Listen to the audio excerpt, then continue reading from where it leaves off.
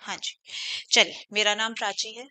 By profession I am a lawyer, I am an advocate. मैंने CS किया हुआ है, बट वो प्रोफेशन मैंने कैरी ऑन नहीं किया। ओके, आप लोगों के पहले तो नाम बता दीजिए। सलोनी एंड अनुष्का। तो सलोनी एंड अनुष्का, आप लोगों ने पहले यहीं से ही सीए किया है या कहीं से? अच्छा, आप कहीं और से, दोनों बाहर से आए हैं आप लोग? ओके, चलिए।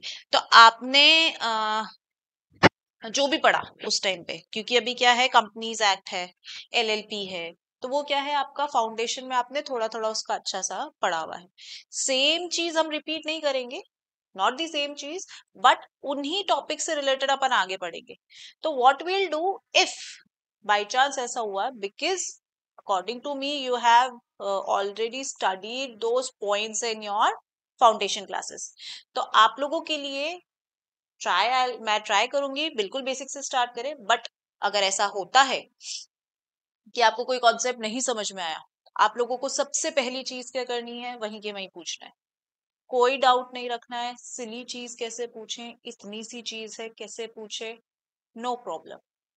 ये फर्स्ट रूल होता है कोचिंग का। आई डोंट नो आपको किसी टीचर ने बताया नहीं बताया, बेशरम होके पूछो जो क्वेश्चन आया आपके दिमाग में, कुछ भी, क्योंकि जो आएगा वो आएगा छोटे छोटे पॉइंट्स है, क्योंकि बड़े पॉइंट्स इधर मैं आपको बता दे रही हूँ या आप समझ ही जा रहे हो।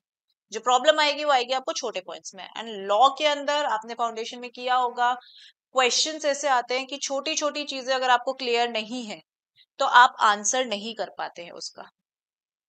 फाउंडेशन में आपने किया, अच्छा, फाउंडेशन आपने सितंबर अटेम्प्ट दिया था, उससे पहले वाला? ओके, ठीक है, तो कॉन्ग्रेचुलेशन, आप इंटर में आ गए हैं। ठीक है, मैं आपको लॉ पढ़ाऊंगी। सीएस किया है तो सीएस बेसिकली लॉ होता है, उसके अंदर ज्यादातर कंपनी का कंप्लायंस देखना होता है, तो उसमें सारा लॉ होता है। Plus I have done LLB and LLM, तो मेरा पूरा बैकग्राउंड लॉ का है। तो आपको लॉ ही मैं पढ़ाऊंगी। आपका पेपर नंबर है 2। ओहो, आपका जो है वो है पेपर नंबर 2,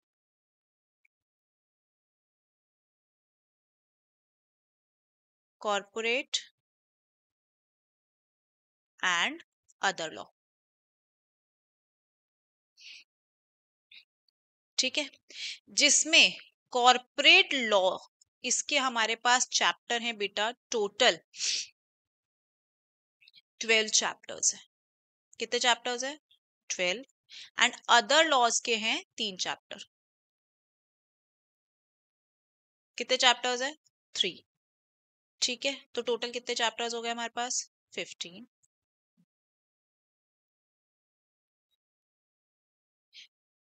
कॉर्पोरेट लॉ आपका आता है 70 मार्क्स का, एंड अदर लॉज आपका आता है 30 मार्क्स का। ठीक है, कॉर्पोरेट लॉ के अंदर स्टार्टिंग के जो 11 चैप्टर्स हैं वो है बेटा कंपनी लॉ के। कंपनी लॉ आपने थोड़ा थोड़ा पढ़ा है फाउंडेशन के अंदर, तो पूरे कंपनीज एक्ट जो है वो पूरा का पूरा इसमें कितने आता है? 11 चैप्टर्स में। जो आपका 12th चैप्टर है, 12th चैप्टर है आपका बेटा एलएलपी का, लिमिटेड लाइबिलिटी पार्टनरशिप एक्ट 2008। ठीक है, ये जो चैप्टर है आपका, इसमें से फाउंडेशन में आपने नहीं पढ़ा, इधर आपने स्किप किया हो, डिटेल में नहीं पढ़ा हो कि 5 नंबर का ही तो है, बाकियों पे वो करते हैं, बहुत सारे बच्चे करते हैं ये, कि ज्यादा से ज्यादा इसमें कितने 2 क्वेश्चंस आ जाएंगे, वो भी छोटे। बड़ा क्वेश्चन है इसमें से एक ही बनेगा, तो हम क्या करें, बाकियों पे हम कॉन्सेंट्रेट करते हैं। पर यहाँ आपका ये आता है 12 से 14 मार्क्स का, 12 से 14 नंबर का आता है ये। अच्छा,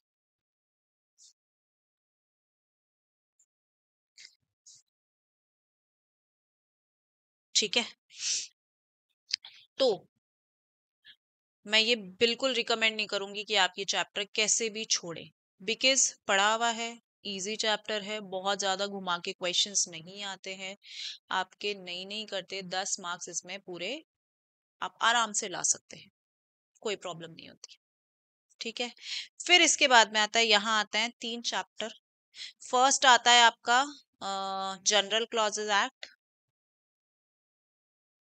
जनरल क्लॉजेज एक्ट क्या है बेटा, कुछ जो लॉ मेकर्स ने हैं कुछ जनरल क्लॉजेज बनाए हैं कि ये सारे एक्ट्स पे एप्लीकेबल होंगे, ये चीज सब पे एप्लीकेबल होगी। कहीं भी दिक्कत आ रही है तो आप क्या करो, ये एक्ट उठा के पढ़ लो। बहुत छोटा है, इजी है, कोई इसमें दिमाग वैसा लगाने वाली चीज नहीं है, रटने वाली चीज है आधी से ज्यादा। फिर आता है अपना इंटरप्रिटेशन ऑफ स्टैट्यूट्स। स्टैट्यूट्स मतलब क्या होता है, थोड़ा सा पता है? नहीं, स्टैट्यूट्स, बेटा आपका क्या नाम है? जितेंद्र। ओके, चलिए। तो ये आपकी फर्स्ट क्लास लॉ की है या इससे पहले आप पढ़ चुके हैं कोई? फर्स्ट क्लास आपकी लॉ की, ओके। मतलब इससे पहले कोई क्लास नहीं थी, अभी से ही आपके बैच स्टार्ट हो रहा है। ठीक है, इंटरप्रिटेशन ऑफ स्टैट्यूट्स। स्टैट्यूट्स मतलब हम क्या कहते हैं, ये हो गई लीगल लैंग्वेज। स्टैट्यूट्स मतलब हम क्या कहते हैं बेटा, एक्ट, या आपको जो जनरल लेमैन लैंग्वेज में बोलो, लॉज। ठीक है, तो जैसे एक चीज बताऊं मैं आपको, क्रिमिनल लॉ पता है थोड़ा सा, जिसमें ये बताया होता है कि आपने क्या क्राइम किया है और उसको हम क्या बोलेंगे। कि आपने सिर्फ चाकू उठा के किसी को डराया कि मार देंगे चाकू, तो ये क्या होता है, क्राइम आता है। ठीक है, आपने चाकू को किसी के अंदर घुपा दिया, पेट में घुसा दिया, हाथ पे लगाया, तो वो अलग अलग अलग अलग उसकी क्या होता है, क्राइम्स बोलते हैं। ठीक है, अब उन सब के अंदर क्या लिखा हुआ है, हिम या मैन। तो कोई फीमेल अगर ऐसा क्राइम करेगी तो उसको अपन मर्डर नहीं बोलेंगे, हमने तो बोला लॉ के अंदर लिखा हुआ है कि if a man does this, तो ये हम मर्डर में या कल्पेबल होमिसाइड, ये वर्ड्स में आपको नहीं जाना है, अलग अलग वर्ड्स होते हैं इनके, अलग अलग टर्मिनोलॉजीज होती हैं। तो अगर कोई मेल करेगा तो ही हम इसको क्राइम मानेंगे, फीमेल करेगा तो नहीं मानेंगे, ऐसा होगा क्या? नहीं। तो यहाँ पे इंटरप्रिटेशन मतलब लॉ के अंदर कुछ वर्ड्स, बहुत सारे वर्ड्स ऐसे, कहाँ एंड आ रहा है, कहाँ और आ रहा है, सिमिलर, प्रोवाइजो दिया हुआ है, तो ऐसे कुछ वर्ड्स इसके अंदर इंटरप्रिटेट मतलब लॉ मेकर ने लिखते टाइम क्या सोचा होगा उसको करना। क्योंकि लॉ, अगर आपने बेयर एक्ट कभी पढ़ा हो तो वो ऐसा है कि कुछ समझ में नहीं आता है, बस लिख दिया है। बेयर एक्ट बोलते हैं जिसके अंदर जो लॉ जैसा लिखा हुआ है एज इट इज दिया हुआ है, उसके अंदर कोई एक्सप्लेनेशन नहीं है, उसको बोलते हैं बेयर एक्ट्स। बेयर सिर्फ और एक्ट है, उसके अंदर कोई एक्सप्लेनेशन नहीं है। वो अगर अपन पढ़ेंगे कुछ समझ में नहीं आता है तो उनको इंटरप्रिटेट भी तो करना पड़ेगा ना, कि लॉ मेकर ने क्या सोचा था, कैसे लॉ बनाए थे, क्या किया था। तो इसलिए इंटरप्रिटेशन ऑफ स्टैट्यूट्स। और एक आता है आपका FEMA, foreign exchange management act. ये दोनों की दोनों हैं प्योर रटने के लिए, इसमें मैं आपको समझाऊंगी, पर वो समझाना किस लिए, ताकि आपको याद करने में थोड़ा इजी हो जाए, दैट्स इट। इसके अंदर कुछ और नहीं आता है। आपको मेन किस पे, ये 11 chapter, 12th and 15th chapter, इन पे आपको मेन फोकस करना है।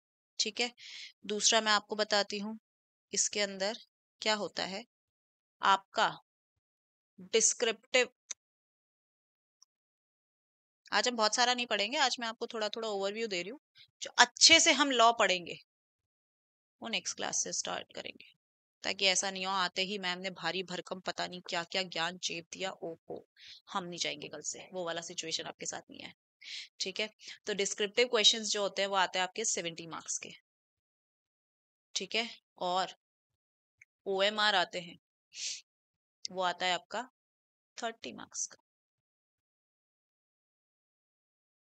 तो यू डू द मैथ, 70% का 70 मार्क्स का 70% कितना हुआ, 30% कितना हुआ? अच्छा मैंने किया हुआ है, मैं बताती हूँ, आई हैव डन दैट।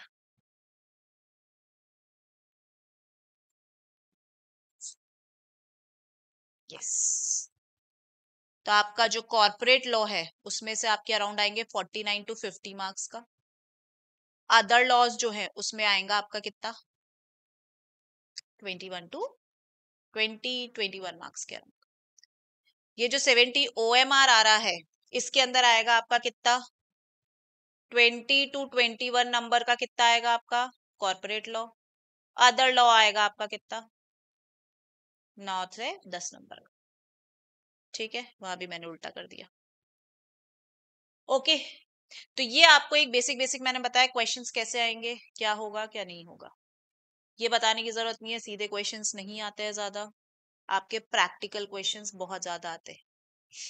ठीक है, प्रैक्टिकल क्वेश्चंस किस में से बनेंगे, एलएलपी और कंपनीज एक्ट से। फेमा से कुछ बनते हैं, ज्यादा नहीं बनते, एक दो। तो आपको ये जो 3 टॉपिक्स हैं इनके ऊपर बहुत ज्यादा ध्यान देना है। फेमा भी मैं ऐसे बोलूंगी कि ठीक है आप एक बारी को, पर कंपनीज और एलएलपी इन दो पे बहुत ज्यादा आपको ध्यान देके सारी चीजें करनी पड़ेगी। तो बहुत सारी चीजें हैं, बहुत घुमा के क्वेश्चंस पूछे जाते हैं। ओके, चलिए, ये आपको बेसिक बेसिक मैंने बताया। अब जो आपका मटेरियल है, जस्ट सेकंड,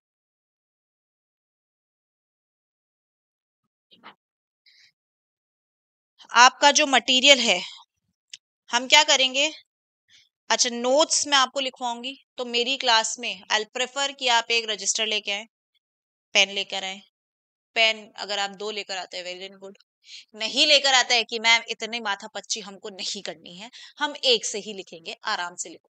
पर लिखना ऐसा कि हम उनको खुद दोबारा पढ़ने की हिम्मत रखें, क्योंकि कई बारी बच्चों का मैंने ऐसे देखा है सब एक में ही चल रहा है।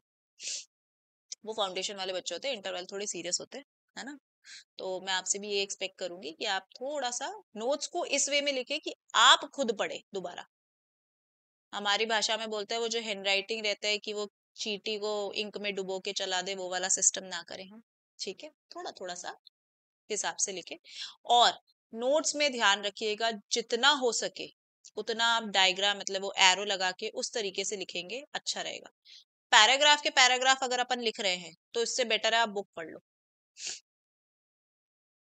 बुक क्यों नहीं पढ़ते, बोरिंग लगता है, पैराग्राफ के पैराग्राफ चले आ रहे हैं। हम डैश लगा लगा के लिखेंगे, पैराग्राफ्स भी लिखवाऊंगी क्या आंसर में आपको किस वे में लिखना है, पर समझने वाइज हम क्या करेंगे, डैश लगा लगा के, एरोज लगा करके, चार्ट्स बना के करेंगे। ठीक है, लिखने की प्रैक्टिस अच्छी होनी चाहिए। बहुत टाइम हम लिखने में लगाएंगे, कोर्स आपका लेंदी होता चला जाएगा कि बहुत लेट हमारा कोर्स खत्म हो रहा है। लिखेंगे थोड़ा जल्दी, जहां मुझे लगता है कि लिखने की जरूरत नहीं है वहां मैं आपको पीडीएफ प्रोवाइड करवा दूंगी। पीडीएफ लेकिन ऐसा नहीं होगा कि मैम आपने कल बोला था आज तक तो नहीं आया, मुझे भी लिखना पड़ेगा ना, मुझे भी थोड़ा सा टाइम चाहिए होता है कभी कभार, तो 1-2 दिन लग जाते हैं।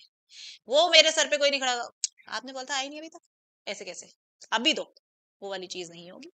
मैं आपको पीडीएफ जहां होंगे मैं बोल दूंगी कि इन चीजों का मैं आपको पीडीएफ प्रोवाइड करवा दूंगी, कि वो हम टाइम वेस्ट नहीं करेंगे जबरदस्ती बैठ के, वो हम समझेंगे। जितना पार्ट जैसे लिखना है वो मैं आपको पीडीएफ प्रोवाइड करवा दूंगी। ठीक है, चलिए, और किसी को कुछ डाउट कि हमने लॉ फाउंडेशन में ऐसे किया था उसमें ये दिक्कत आई थी या ये दिक्कत नहीं आई थी, सेक्शंस अब याद करने जरूरी है, फाउंडेशन में जरूरी नहीं होते थे। लिखते हो वेल एंड गुड, नहीं लिखते हो नंबर नहीं करते थे। अभी भी ऐसा है, नहीं लिखते हो तो एज सच फर्क नहीं पड़ता है, पर इंटर में आपसे एक्सपेक्ट किया जाता है कि आप फाउंडेशन से एक लेवल अप आ गए हैं, तो अब आपको मेन मेन सेक्शन सारे याद होने चाहिए। गलत सेक्शन कोई नहीं लिखेगा, क्योंकि सपोज सेक्शन वाज 69, आपने लिख दिया 68, अंदर का मटेरियल पूरा सही है, 0 मिलता है। ये आप लोगों को पता होगा, जहां आपने पढ़ा वहां पे बताया गया होगा। हैंड राइटिंग थोड़ी लेजिड होनी चाहिए, लेजिड बोलूंगी, बहुत सुंदर सुंदर नहीं लिखना है। लेजिड की एक बारी देख के ऐसा नहीं लगे कि इसमें माथा पचाना पड़ेगा हमको आंसर्स लिखने। उसके लिए क्या करो, थोड़ा जमा जमा के लिखो। नहीं आती है हमको, नोट्स भी वैसे ही लिखने स्टार्ट कर दो, अपने आप एग्जाम में वही चीज हो जाएगी। लिखने की प्रैक्टिस अच्छी होनी चाहिए, क्योंकि जितना आपने फाउंडेशन में एग्जाम में लिखा है इंटर में उससे डबल ही लिखना होगा सेम टाइम पीरियड के अंदर। तो लिखने की प्रैक्टिस ऐसी होनी चाहिए कि दिमाग में जो चीजें चल रही है हमारा हाथ उसी हिसाब से चल रहा है, ये नहीं दिमाग में हमने नेक्स्ट पैराग्राफ तक का हमने सोच लिया और हम अब पीछे वाले पैराग्राफ पे ही लिख रहे हैं। क्योंकि पेपर्स बहुत छूटते हैं इंटर में, बच्चों के क्वेश्चंस आते थे मैम अच्छे से, पर हम लिख नहीं पाए। ये प्रॉब्लम बहुत आती है बच्चों को, तो ये प्रॉब्लम आपके साथ ना आए इसीलिए from the starting I am telling you कि लिखने की प्रैक्टिस रखो अच्छे से, कि वहां जाकर के एक तो पहले ही प्रेशर, बॉडी आपकी वैसे ही थोड़ा गिव अप कर देती है प्रेशर के चक्कर में, फिर लिखते लिखते हाथ दर्द होने लग जाता है और हमारी स्पीड खराब, हैंड राइटिंग खराब, सारी चीजें खराब। तो इसके लिए जितना ज्यादा हो सके लिख के करो, ताकि आपकी हाथ की वो रहे कि यार 10 पेजों तक तो हमें पता ही नहीं लगता कि हमने लिखा है, उसके बाद में थोड़ा फील होना स्टार्ट होता है। इतने में आपका लगभग पेपर मेन मेन आपका करने पे आ जाते हैं आप। ठीक है, चलिए आपका मटेरियल हम निकाल लेते हैं।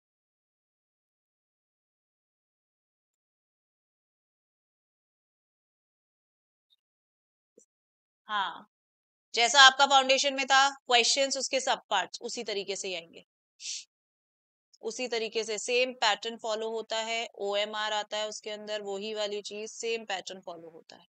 ठीक है, अच्छा जो चैप्टर 1 है वो मैं बता देती हूँ, प्रीलिम्स आता है। प्रीलिम्स के अंदर चैप्टर 1 प्रीलिम्स है। प्रीलिम्स के अंदर क्या क्या बताया गया है वो मैं आपको अभी लिखवा देती हूँ। बहुत सारी चीजें लिखी हुई है, उसको मैं शॉर्ट में करके आपको लिखवाऊंगी। इसके अंदर सेक्शंस हैं, सेक्शंस, हाँ जी। चलिए, इसमें जो आपका 3 मॉड्यूल आते हैं, मॉड्यूल 1 2 3, हम मॉड्यूल 1 में है कंपनीज एक्ट। ठीक है, तो मॉड्यूल 1 के अंदर जो हमारा गिवन है प्रिलिमिनरी चैप्टर, चैप्टर नंबर 2 हम उसको बोलते हैं, पर चैप्टर 1 इंट्रोडक्शन है, कोई मतलब नहीं। ठीक है, हम जहां से स्टार्ट करेंगे चैप्टर 2 से। चैप्टर 2 के अंदर आपको क्या क्या दिया हुआ है बेटा? Short title, extent and commencement. अब शॉर्ट टाइटल क्या होता है, आपने पढ़ा थोड़ा सा? शॉर्ट टाइटल किसको बोलते हैं, मतलब आपने पढ़ा होगा शॉर्ट टाइटल किसको बोलते हैं? एक्ट है, एक्ट का शॉर्ट टाइटल होता है ज्यादातर, 95% केसेस में है वो सेक्शन नंबर 1 के अंदर, सारे एक्ट्स के। ठीक है, तो शॉर्ट टाइटल किसको बोलते हैं? जैसे कि क्या होता है, हमारा एक्ट का नेम है, सपोज कंपनीज एक्ट, बोलने में हमें तकलीफ हो रही है क्या ज्यादा कि बहुत बड़ा है, हम बोलेंगे तो उसमें दिक्कत आएगी, ऐसा कुछ है क्या? नहीं। तो इसके अंदर क्या होता है, शॉर्ट टाइटल, आपको नॉर्मल लैंग्वेज बताऊं, पेट नेम। अभिमन्यु का क्या कर दिया, अभी। इन द सेम वे, जब एक्ट का नाम बहुत बड़ा होता है तो उसको क्या कर देते हैं, शॉर्ट कर देते हैं। हम जो फेमा बोलते हैं, सेल्स ऑफ गुड्स एक्ट को आपने सोगा बोला होगा, गलत बोलते हैं। लॉ के अंदर अगर हम बोले स्ट्रिक्टली लीगल, अगर आप फील्ड में जाकर के सोगा बोलेंगे तो ऐसा होता है कि अरे कुछ भी नहीं आता है, पर आप कॉर्पोरेट में है, चलता है ये चीज। तो उसमें क्या होता है कि जब आप कभी भी कोर्ट के सामने पेश होते हैं, कभी भी, तो वहां पर आप शॉर्ट टाइटल या अपने ऑफिशियल डॉक्यूमेंट्स के अंदर सेल्स ऑफ गुड्स एक्ट को आपको पूरा सेल्स ऑफ गुड्स एक्ट ही लिखना होगा। ठीक है, एक पॉस्को पॉक्सो एक्ट है, prevention of sexual abuse abuse of in children, POCSO पढ़ा है थोड़ा सा, पता है ये चीज। अब उसके अंदर नहीं पता, 18 से जो कम लोग होते हैं, 18 से जो कम के बच्चे होते हैं, उनके साथ में किसी भी तरीके का सेक्सुअल अब्यूज होता है तो वो जो क्राइम है वो उस एक्ट के अंदर आता है, वो अलग तरीके से डील किया जाता है। ठीक है, ऐसे ही क्या है, वो नाम बहुत बड़ा हो गया। अब आप कोर्ट में जाके बोलेंगे सेक्शन इसके, कौन से सेक्शन के, इस एक्ट के तहत, तो इसलिए क्या बोल दिया गया, उसको बोला कि पॉक्सो बोल लो यार, छोटा पड़ गया। ठीक है, हमारा कंपनीज एक्ट बोलने में दिक्कत आ रही है क्या? नहीं, तो इसका शॉर्ट टाइटल क्या है, companies act 2013। Very good. Extent, extent मतलब कहां तक ये एक्ट लगेगा। तो इंडिया के अंदर कोई भी कंपनी बन रही है या कंपनी के अलावा कोई भी अदर इंस्टीट्यूट है जो हमारा एक्ट बोलता है कि ये इस पे लगेगा, तो वहां पर क्या होगा, इस एक्ट को लगाया जाएगा। हम अमेरिका में जाके कोई कंपनी बना रहे हैं, कनाडा में, मतलब इंडिया की बाउंड्री से बाहर जाके कोई कंपनी बना रहे हैं, उस पे कंपनीज एक्ट लगेगा क्या? नहीं। तो एक्सटेंट मतलब होता है कहां तक ये एक्ट लागू है। कहां तक लागू है बेटा? Whole of India. आज से पहले आपने लॉ नहीं पढ़ा, पर पहले कई जगहों पे आता था एक्सेप्ट जम्मू एंड कश्मीर, थोड़ा सा पता हो तो।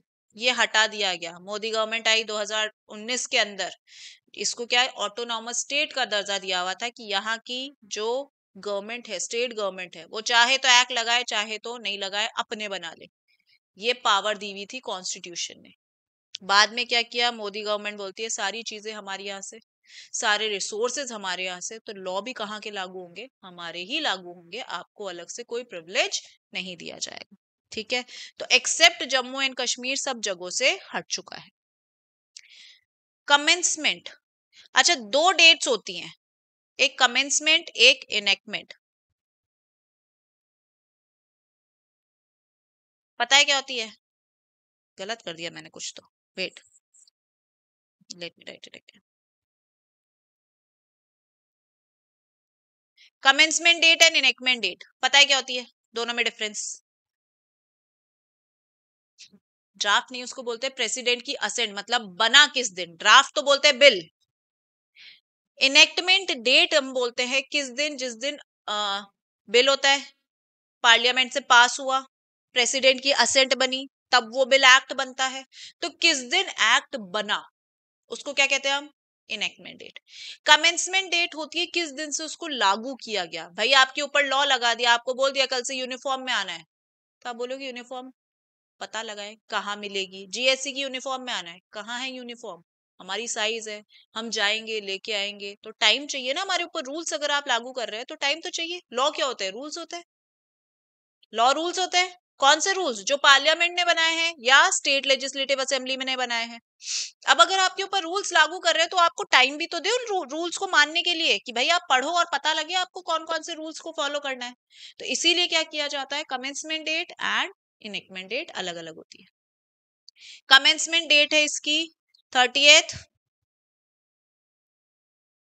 नहीं कोई कोई बात नहीं, 30 अगस्त 2013। इसकी इनेक्टमेंट डेट थी 29 अगस्त 2013। मैम आप तो खुद ही कॉन्ट्राडिक्ट कर रहे हो, अभी तो बोल रहे हो कि एक दिन पहले रूल बनाया, नेक्स्ट डे लागू कर दिया।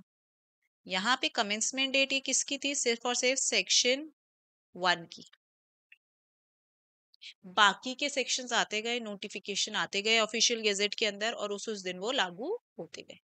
ये बोल दिया था 2013 अलग बन रहा है, जो क्या होगा, कंपनीज के ऊपर लगाया जाएगा। उससे पहले 1956 था, वो लगता था, वो हटा करके, क्योंकि वो बहुत पुराना हो गया है, सारी चीजें चेंज हो गई है, तो हमारे लिए हमने नए लॉ बना रहे हैं। ओके, अब एक आता है बेटा एप्लीकेबिलिटी। ये सब सेक्शन 1 चल रहा है, ये सब चीजें किसमें लिखी हुई है? सेक्शन 1 के अंदर। एप्लीकेबिलिटी कहाँ कहाँ अप्लाई होगा? एक तो कंपनीज के ऊपर, जितनी भी कंपनीज पहले बन चुकी हैं या आगे बनेंगी, उन सब के ऊपर क्या लगेगा? ये एक्ट लगेगा। इसके बाद में आता है banking companies, insurance companies, very good, electricity companies. अब इलेक्ट्रिसिटी भले ही वो क्या कर रहे हो, बना रहे हो या फिर डिस्ट्रीब्यूट कर रहे हो, it doesn't matter. If they are dealing in electricity, वो इलेक्ट्रिसिटी कंपनीज मानी जाती थी। इसके अलावा दो और आती थी हमारी,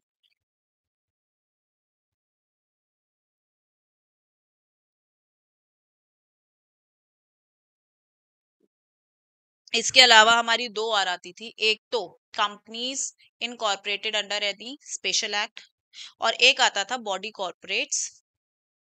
बॉडी कॉर्पोरेट्स ही बोलते हैं हम उनको, ठीक है। बॉडी कॉर्पोरेट्स किसने बनाए? सेंट्रल गवर्नमेंट ने अगर कोई बॉडी कॉर्पोरेट्स बनाए, जैसे कि सेबी हो गया, आरबीआई हो गया, ये क्या है? कॉर्पोरेट बॉडी है। पर ये कोई लॉ से किससे बनी? किसी ने बनाई है क्या? ये गवर्नमेंट ने डायरेक्ट बनाई है ये, ठीक है। तो उन बॉडी कॉर्पोरेट्स को भी इसमें लेते हैं। तो कोई भी कौन सी companies incorporated under special laws और बॉडी कॉर्पोरेट्स, तो हम इसको सिर्फ बॉडी कॉर्पोरेट लिखेंगे, ठीक है। क्लियर है? बोरिंग हो रहा है बहुत?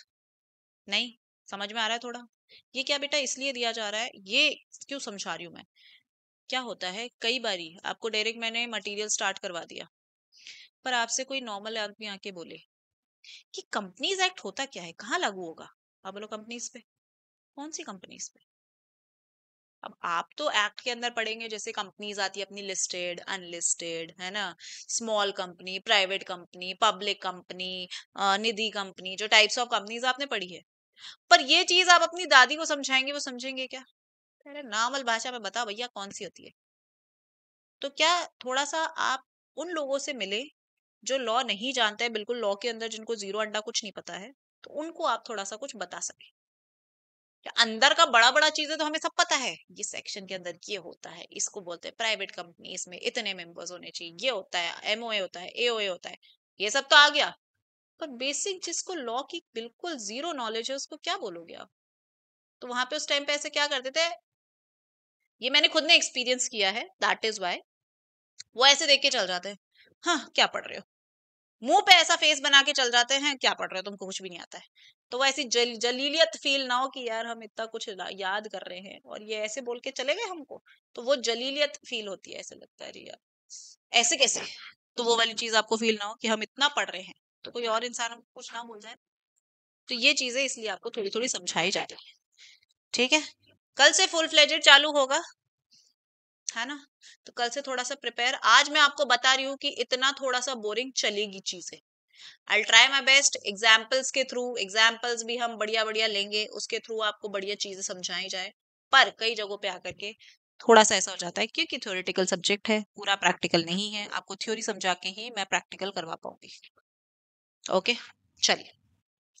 ये कंपनीज, ये इन के ऊपर कंपनीज एक्ट अप्लाई होता है, पर बैंकिंग रेगुलेशंस अलग है। एक्ट एक्ट है बैंकिंग बैंकिंग रेगुलेशंस। इलेक्ट्रिसिटी के लिए इलेक्ट्रिसिटी एक्ट अलग है, इंश्योरेंस के लिए इंश्योरेंस एक्ट अलग है ना। तो अगर कभी ऐसा हुआ कि कंपनीज एक्ट और उस पर्टिकुलर एक्ट के अंदर क्लैश हो गया, ये तो कुछ बोल रहा है उसी बात पे, ये कुछ बोल रहा है, कंपनीज एक्ट बोल रही है कि कब हमको आईटीआर भरनी है पर्टिकुलर एक उसके ऊपर, कंपनी पे तो खैर भरनी होती है, किस पे क्लैश करवाए हम, इतने मेंबर्स होने चाहिए, मेंबर्स पे आते हैं अपन, ये बेसिक सी चीज है। कंपनी बोल रही है मिनिमम मेंबर इतने, मैक्सिमम इतने, पर वो जो एक्ट है वो कुछ और बात कर रहा है, क्लैश हो गया दोनों में, किसकी मानेंगे हम? एक्ट को। क्योंकि वो क्या है, कंपनीज तो सबके ऊपर लग रही है, पर वो स्पेशली उसी चीज के लिए बनाया, उसी कॉरपोरेशन के लिए बनाया गया है। तो अगर बैंकिंग कंपनीज के अंदर कभी भी क्लैश हुआ कि भाई हम कंपनीज एक्ट की माने या बैंकिंग रूल्स की माने, बैंकिंग रेगुलेशंस की माने, तो कौन प्रिवेल करेगा बेटा? Banking regulations. ठीक है, चलिए आप अपनी कॉपी निकाल लीजिए, ये जो फर्स्ट चैप्टर में लिखा हुआ है उसको हम विद इन हाफ पेज खत्म करेंगे, जो एक दो पेजेस के अंदर लिखा हुआ है, ठीक है।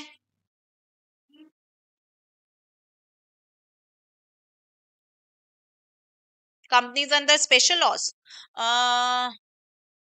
जैसे कि बेटा स्पेशल लॉज के अंदर आ गया, कंपनीज कौन सी बनी है, लेट मी सी।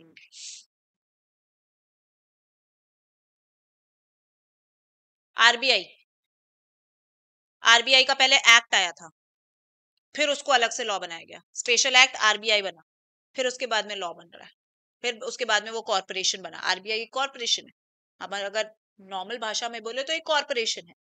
पहले एक्ट आया, स्पेशल एक्ट आया, जो सिर्फ किसके लिए बनाया गया, उस बॉडी के लिए, कि आरबीआई कैसे वर्क करेगी, इसके पास क्या क्या पावर्स है, ये कैसे अपने पावर्स को एक्सरसाइज कर सकते हैं। तो पहले एक्ट आया, उसके बाद में क्या हुआ, वो कॉर्पोरेशन। ओके, ठीक है, चलिए लिखिए। सेक्शन 1,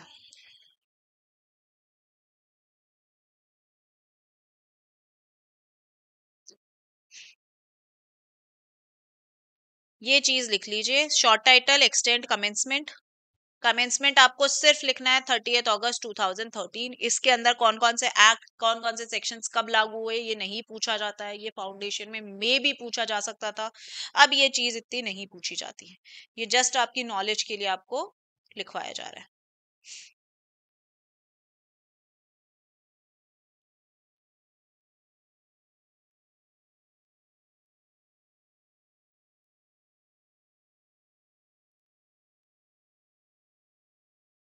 यहाँ पर चाहे तो एक नोट डाल के मैं लिखवाती हूँ, जब भी ऐसी कोई एक्स्ट्रा ज्ञान या एक्स्ट्रा चीज कुछ मैं लिखवाती हूँ उस पे नोट या स्टार मार्क करके आप लिख सकते हैं, सेक्शन 1 डैश लगा के, other provisions, other provisions through different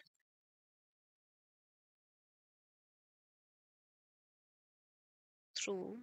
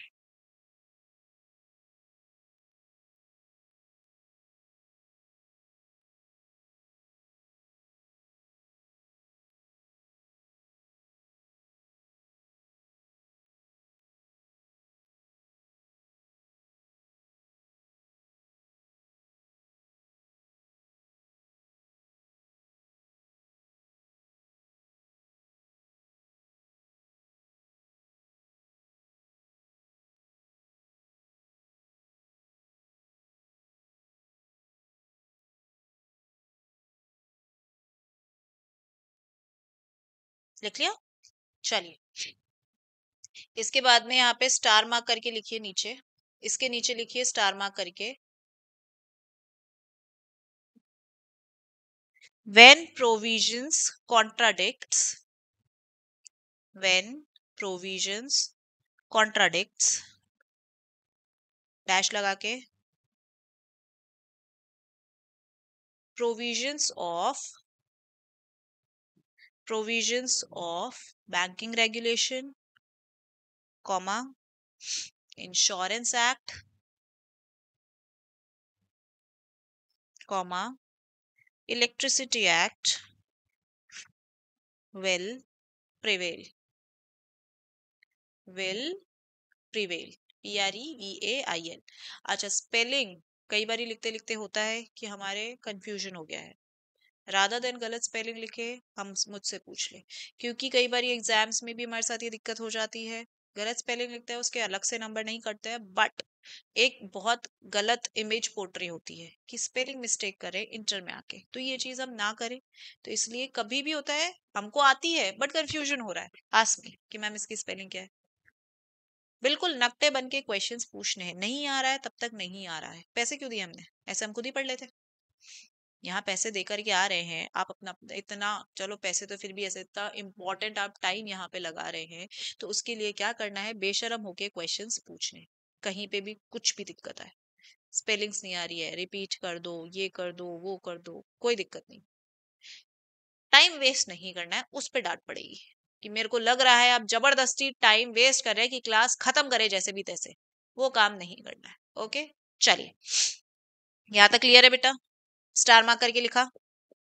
चलिए, एक चीज और आपको बताती हूँ, ये है आपका चैप्टर नंबर 1, जो क्या बताता है, कंपनी क्या है, एक एक्ट है जो क्या करता है, consolidate amend the law relating to company, consolidate मतलब सारा का सारा एक जगह इकट्ठा कर लिया है लॉ को, और नए लॉज अमेंड करता है, मतलब जो बन चुके हैं उनको चेंज भी कर सकता है, अमेंड करना मतलब कोई गलती हो गई थी या लग रहा है चेंजेस करना, अमेंडमेंट बोलते हैं लॉ के अंदर चेंजेस करते हैं उसको, तो अमेंड भी करता है, कौन से लॉज, लेकिन कंपनीज के रिलेटेड, उसके अलावा और किसी लॉ से मतलब है नहीं, ठीक है। इसके बाद में आ रहा है, इसको असेंट मिली थी कब, 29 अगस्त को, फिर ये ऑफिशियल गेजेट में आया कब, 30th को, हमने ये चीज लिख ली है, ठीक है। सेक्शन 1 आया था 30 अगस्त को, बाकी 98 सेक्शंस आए थे अलग अलग डेट्स पे, ये हमें याद करने की जरूरत नहीं है, बाकी अलग अलग सेक्शंस जैसे जैसे नोटिफाई हुए उस दिन एग्जिस्टेंस में आए या लागू होने स्टार्ट हुए, ठीक है। अच्छा, एक चीज और, एक चीज और लिख लो, टोटल सेक्शंस इसमें कितने हैं बेटा, 470, जो 29 अलग अलग चैप्टर्स के अंदर डिवाइडेड है, प्लस 7 शेड्यूल्स आते हैं इस एक्ट के अंदर, कितने हैं टोटल, 470 सेक्शंस हैं, 29 चैप्टर्स हैं एंड 7 शेड्यूल्स हैं। शेड्यूल्स क्या होते हैं, कई बार ऐसा होता है कि आपको क्या हुआ, जैसे एमओए और एओए के फॉर्मेट्स हैं, वो फॉर्मेट्स कहाँ लिख दिए, शेड्यूल के अंदर लिख लिए, एक्ट के अंदर कहाँ लिखेंगे इतनी सारी चीजें, तो अलग से एक्ट के अंदर ही चीज होती है, उसके अंदर अलग से लगा के क्या लिख देते हैं उनको, शेड्यूल्स, जो फॉर्मेट्स हैं या कोई और चीज है जो उनको लिखनी है बतानी है, पर एक्ट के अंदर जबरदस्ती एक्ट को लेंदी नहीं करना, तो वो किस में लगा देते हैं, वो शेड्यूल्स के अंदर, ठीक है। तो 470 sections divided in 29 section 29 chapters and 7 schedules, इस एक्ट के अंदर इतनी चीजें, अब 470 को सेक्शंस याद करने हैं, नहीं नहीं करने, क्योंकि अभी नहीं आ रहा है आपका, फिर फाइनल में भी तो थोड़ा पढ़ोगे, वहां के लिए भी तो छोड़नी है कोई चीजें, तो सारी चीजें हम यहाँ नहीं पढ़ रहे हैं, ठीक है। चलिए, ये मैंने बता दिया था, बैंकिंग कंपनीज, ये सारी की सारी चीजें इसमें आ चुकी है, ठीक है। अब हमारा आता है सेक्शन नंबर 2, डेफिनेशंस। डेफिनेशंस हम यहाँ पर ज्यादा नहीं पढ़ेंगे, हमारे आगे चैप्टर्स के अंदर जैसे जैसे जो जो आती जाएंगी उनको मैं आपको साथ के साथ लिखवाती रहूंगी, वो बेटर ऑप्शन है रादर देन आप यहाँ पढ़े, ठीक है। जैसे कि ऑल्टरेशन का मतलब क्या होता है, कोई भी एडिशन करना, कुछ भी हटाना, ओमिट करना, सब मतलब सब्ट्रैक्ट करना, हटा रहे हो उसको क्या करना, ओमिट करना, या कुछ सब्स्टिट्यूट कर रहे हो। आर्टिकल्स मतलब क्या होता है, एसोसिएट कंपनी क्या होती है, तो ये जब हम पढ़ेंगे अच्छे से तभी मैं आपको करवाऊं, बेटर ऑप्शन है, ठीक है सर। चैप्टर नंबर 1 जो आपका प्रिलिमिनरी चैप्टर है उसके अंदर सारी की सारी चीज यही गिवन है, पूरा चैप्टर यही है। अब इसमें तो क्या सेक्शन नंबर 2 के अंदर सारी चीजें दी हुई हैं, अब बहुत सारी चीजें आप पढ़ भी चुके हैं पर एक्ट के अंदर तो देनी पड़ती है, तो ये पूरा ये देखिए पूरी सेक्शंस की डेफिनेशन, सॉरी इसकी डेफिनेशंस चलती आ रही, ठीक है। तो पूरी डेफिनेशंस ही डेफिनेशंस हैं। ओके, हम डेफिनेशंस पे नहीं जाएंगे अभी, जैसे जैसे हमारा टॉपिक आएगा वहीं पे ही हम अच्छे से इनको पढ़ेंगे, वहीं पे ही लिखेंगे और वहीं पे ही समझेंगे। ओके, यहाँ पे होता है हमारा चैप्टर नंबर 1 खत्म, ठीक है। फिर आता है हमारा चैप्टर नंबर 2। चैप्टर नंबर 2 में क्या है बेटा, उसके अंदर बताया गया है आपको, जस्ट सेकेंड, छोड़ो वैसे ही बताती हूँ। चैप्टर नंबर 2 के अंदर बताया गया है कंपनी बनाते कैसे हैं, कैसे क्या होता है। अच्छा, अब अपन क्या करेंगे, वो तो चीज पूरी डिटेल में कल पढ़ेंगे। कंपनीज आपने पढ़ी, कंपनी पढ़ी है। हम ब्रॉडली अगर डिफाइन करें कंपनी कितने टाइप की होती है, ब्रॉडली तीन, तीन तरीके की कंपनी होती है। कौन कौन सी? पब्लिक, प्राइवेट और ओपीसी। वेरी गुड, ब्रॉडली ये तीन में ही होती है, फिर थोड़े थोड़े डिफरेंसेस के साथ में अलग अलग होती है, पर मेन हम बोले तो कौन कौन सी कंपनी होती है, तीन कंपनी होती है। पब्लिक कंपनी के अंदर और प्राइवेट कंपनी के अंदर क्या डिफरेंस होता है, मेजर डिफरेंस। सपोज मेरे को लॉ नहीं आता, आपके कोई छोटे भाई बहन है या कोई और भाई बहन है बड़े जो लॉ से उनका कोई नाता नहीं है, वो बोले यार पब्लिक कंपनी प्राइवेट कंपनी में क्या डिफरेंस होता है, क्या बताओगे उनको? मेंबर्स का difference. Very good, public company में कितने होते हैं? 7 और मोर, 7 और मोर होते हैं। मिनिमम कितने होने चाहिए? 7 मेंबर्स। मैक्सिमम कितने हो सकते हैं? इनफाइनाइट, मर्जी जितने बनाओ, ठीक है। प्राइवेट कंपनी के अंदर कितने होते हैं? मिनिमम 2, मैक्सिमम, मैक्सिमम पता नहीं, 200, मैक्सिमम कितने हैं? 200। ओपीसी के अंदर कितने मेंबर्स होते हैं? 1, मिनिमम मैक्सिमम एक ही होता है। अच्छा, एक चीज आपने पढ़ी होगी, ओपीसी कंपनी को हम कैसा मानते हैं? प्राइवेट कंपनी की तरह। ओपीसी कंपनी को कैसे मानते हैं बेटा अपन? प्राइवेट कंपनीज की तरह। तो जितने भी रेगुलेशंस फॉलो करने होते हैं उनको वो कैसे फॉलो करते हैं? प्राइवेट कंपनी की तरह फॉलो करते हैं। जो rules and regulations private company में लगते हैं उतने ही सारे के सारे ओपीसी पे भी लगते हैं, ठीक है। एक और चीज होती है इसके अंदर, मेंबर्स की बात तो हो गई, एक और चीज आती है इसके अंदर, क्या कि ये पब्लिक पब्लिकली शेयर्स को अलॉट कर सकते हैं। यहाँ पर शेयर्स अलॉटमेंट जो शेयर्स है या इशू ऑफ शेयर्स है वो किस पे होता है? वो पर्टिकुलर जो मेंबर्स हैं उनको ही होता है। पब्लिक सब्सक्रिप्शन के लिए आप नहीं दे सकते, ठीक है। ये मेजर डिफरेंस अपन ने पढ़ा, ठीक है। इसके बाद में हमने एक चीज और पढ़ी थी, प्रमोटर पढ़ा है हमने। प्रमोटर क्या होता है? कौन होता है मतलब प्रमोटर? कंपनी बनाने का जिसका आइडिया आया। सपोज हम रात में हम लोग बैठे थे, हम बैठे थे कहाँ?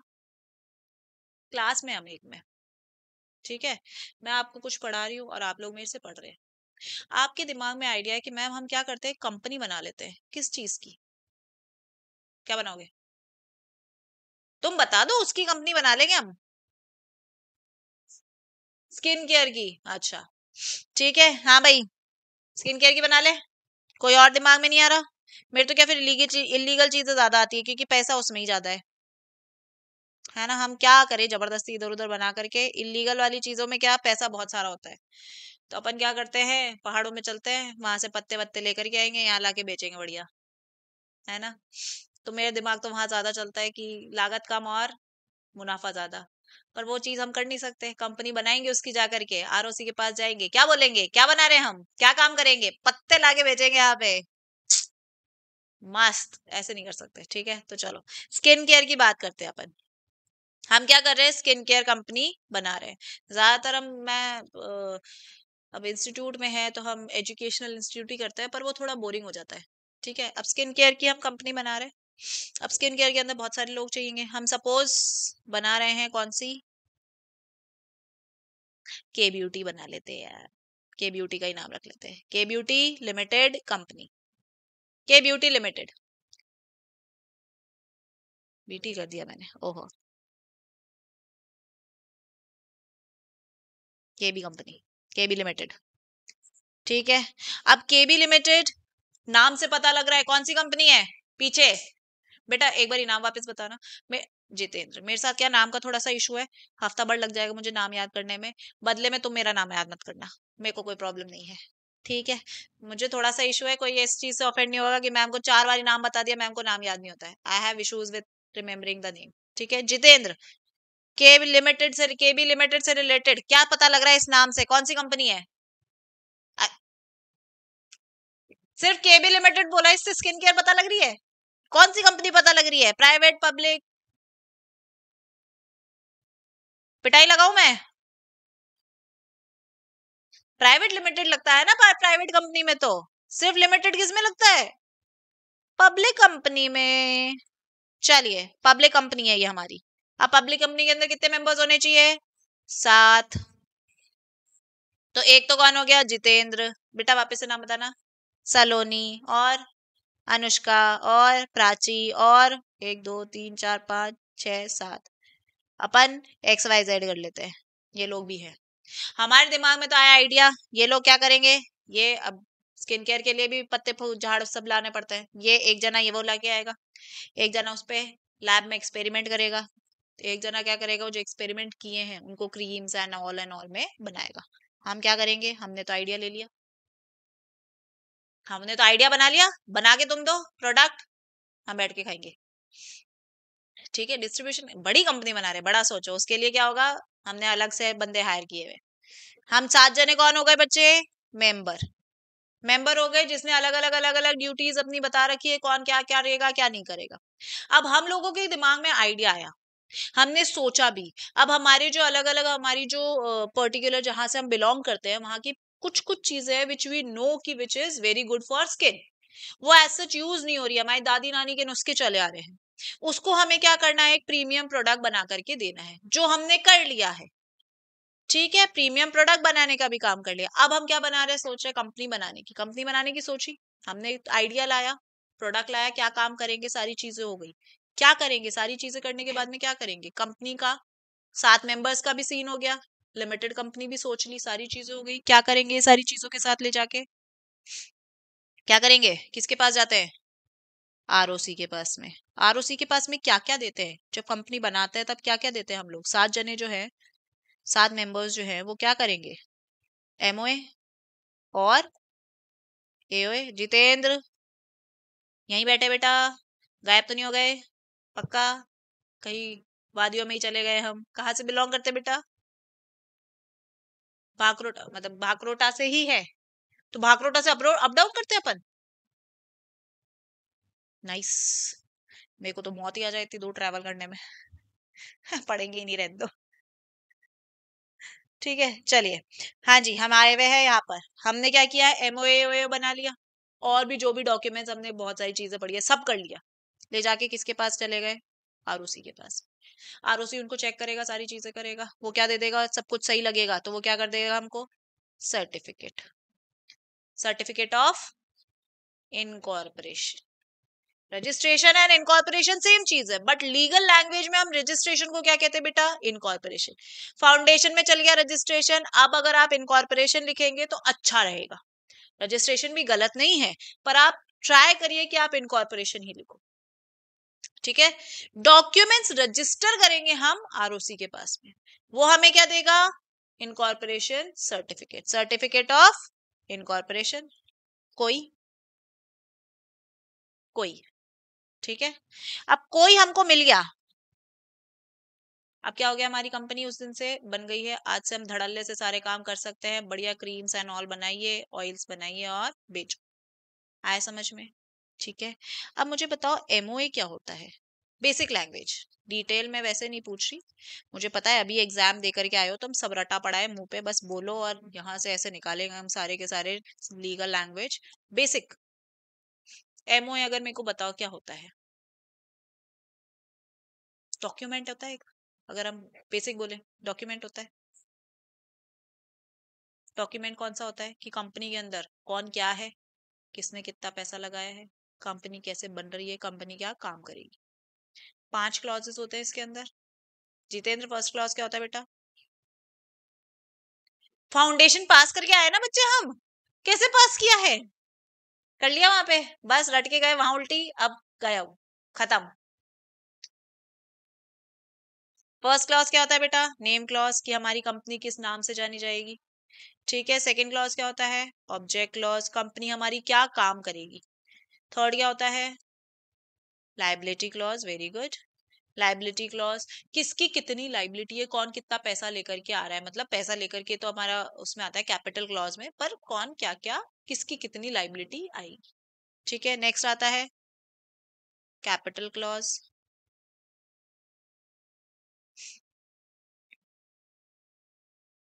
एक आता है एसोसिएशन, एसोसिएशन क्लॉज, कौन कौन मेंबर हैं। अब मैं क्या हूँ, by profession I am an advocate, तो वो सारी चीजें लिखी जाएगी। मैं क्या काम करूंगी ये सब लिखा जाएगा। तो मतलब क्या होता है, सब लोगों की वो मेंबर्स कौन सी डेजिग्नेशन पे है, उनके पास में क्या क्या पावर होगी, इनके एड्रेसेस एंड ऑल सारी चीजें लिखी जाएंगी। ठीक है। और एक होता है सब्सक्रिप्शन क्लॉज भी आता है। ठीक है। एक आता है हमारा सब्सक्रिप्शन क्लॉज। ठीक है। तो ये जब हमारा पूरा, एक सेकेंड बचे, ये जब हमारा पूरा डॉक्यूमेंट बन गया, पूरा डॉक्यूमेंट बनाने के बाद हम क्या करते हैं बच्चे? पूरा डॉक्यूमेंट बनाने के बाद में हम क्या करते हैं?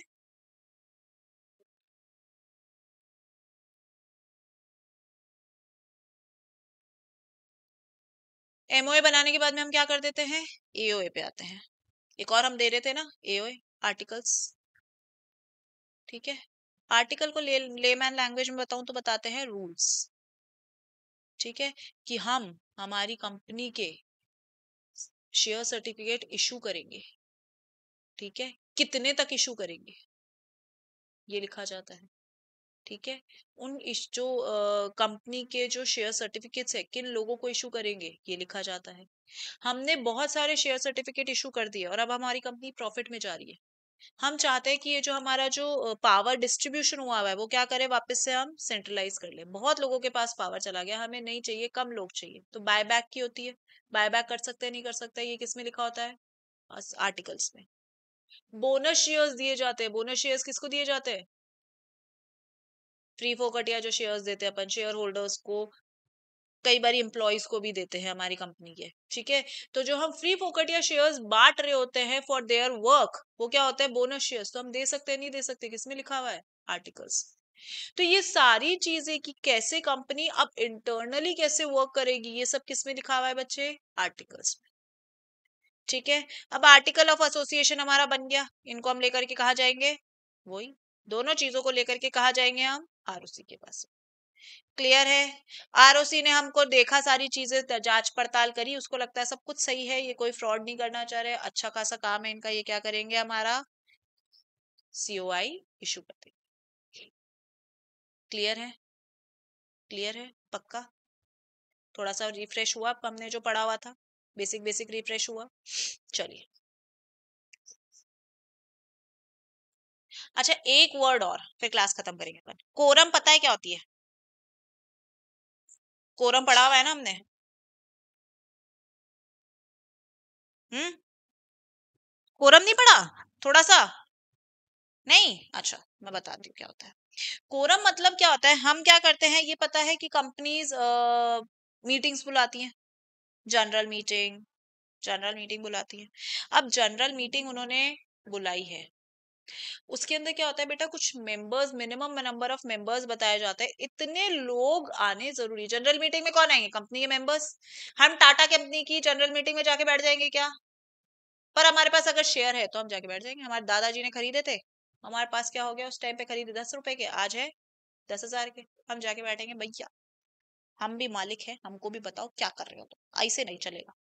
तो हम क्या कर सकते हैं, जाके पूछ सकते हैं अगर हम शेयर होल्डर्स हैं तो क्या होता है, एक कंपनी की जो भी मीटिंग बुलाई गई है, उसमें कुछ पर्टिकुलर नंबर ऑफ मेंबर्स, कुछ परसेंटेज बनाया जाता है कि मिनिमम इतने लोग प्रेजेंट होने चाहिए, भले वो बोर्ड मीटिंग हो गई, शेयर होल्डर्स की मीटिंग हो गई, जनरल मीटिंग हो गई, कोई सी भी मीटिंग हो गई, उसके अंदर बताया जाता है, अलग अलग होता है, वो अपन आगे डिटेल में पढ़ेंगे कि इतने मेंबर्स होने जरूरी हैं।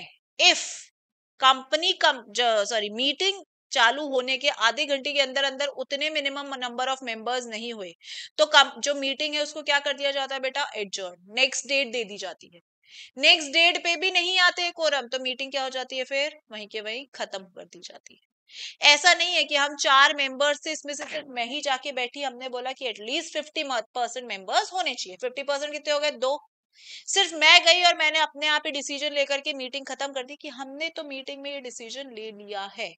तो ऐसी चीज ना हो, इस वजह से क्या किया जाता है, एक कोरम डिसाइड की जाती है कि इतने लोग उस मीटिंग में प्रेजेंट होने जरूरी है। इफ वो प्रेजेंट नहीं हो पाते ड्यू टू एनी रीजंस, वो मीटिंग वहीं के वहीं क्या हो जाती है, एडजर्न हो जाती है, कोई डिसीजन उस मीटिंग में नहीं लिया जाता है। क्लियर है? वो टाइम पीरियड कितना है, आधे घंटे के अंदर अंदर वो वहां पे इतने परसेंटेज ऑफ लोग होने जरूरी। क्लियर है? क्लियर है? कोरब अपन आगे और डिटेल में पढ़ेंगे। कल से हम प्रॉपर चैप्टर नंबर 2 जो है वो चालू करेंगे। प्रीलिम्स हमारा, प्रिलिमिनरी चैप्टर हमारा खत्म हो चुका है। हमने एक बेसिक बेसिक बताया क्या एक्ट होता है, लॉ क्या होता है, लॉ रूल्स होते हैं, कौन से रूल्स जो पार्लियामेंट या स्टेट लेजिस्लेटिव असेंबली बना रही होती है। हम कौन कौन से लॉज पढ़ेंगे यहाँ पे, 5 अलग अलग तरीके की चीजें पढ़ेंगे। कंपनीज एक्ट पढ़ेंगे, एलएलपी पढ़ेंगे, general clauses act, interpretation of statutes, law नहीं होता है, और एक फैमा। तो 4 एक्ट्स पढ़ेंगे और एक इंटरप्रिटेशन ऑफ स्टैट्यूट्स।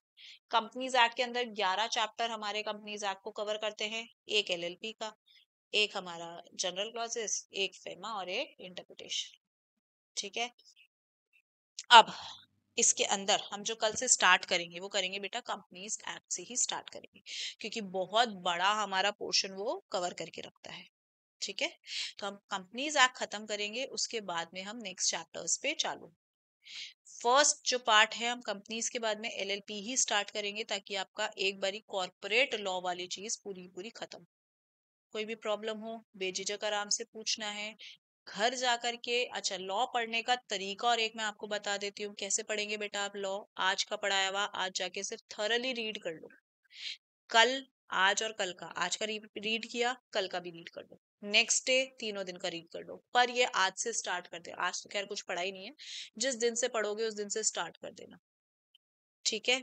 आपको सिर्फ क्या करना है, रीड करना है। रीड ऐसे नहीं कि यहाँ तो हम पढ़ रहे हैं एमओए के अंदर नेम ऑब्जेक्ट क्लॉज कैपिटल, और दिमाग में चल रहे हैं क्या रील्स के वो गाने वगैरह, करण औजला और जो भी तुम सुनते हो वो चल रहा है। वो नहीं चलेगा। दिमाग वहीं रख के आधा घंटा दोगे, सारी चीजें हो जाएंगी। सारे थियोरेटिकल सब्जेक्ट्स पढ़ने के, याद करने के, बिना टेंशन के करने के, ये एकमात्र तरीका है। ठीक है? तो ये चीज आप अपनी रूटीन के अंदर ले आना। तो जब एग्जाम में आधा कोर्स खत्म हो जाएगा, फिर हम जो हड़बड़ा जाते हैं कि अरे इतना कुछ हो गया और हमको कुछ नहीं आता, तो वो स्टेज आपकी नहीं आएगी। ट्राई करिएगा कि फर्स्ट अटेम्प्ट में क्लियर करें, सेकेंड अटेम्प्ट में दिक्कत आती है। ओके, चलिए आज की क्लास अपन यहीं तक ही रखेंगे। Bye bye, take care, have a nice day.